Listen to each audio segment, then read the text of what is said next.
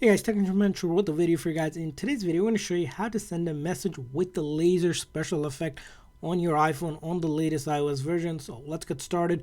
So first thing is, go ahead and open up your messages and then find the contact that you like to send that message with the laser effect. So I'm going to go ahead and click on a message here. And then after that, you want to go ahead, either type up a message or select a photo or a video or sticker that you'll send with that laser effect, but you need to have something here. So I'm going to say, maybe type up something here, say, what's up, right? And after that, in order to activate or send with that laser effect, you need to press and hold that arrow pointing upward. Now, if you just press and release it, will just send it as a normal one. So key thing here is just pressing and holding until the special effect menu activates. And after that activates, we're going to click on screens here and then swipe all the way until we find the one that sends with lasers. And then I click on that and it shows you a preview of how it's going to look like.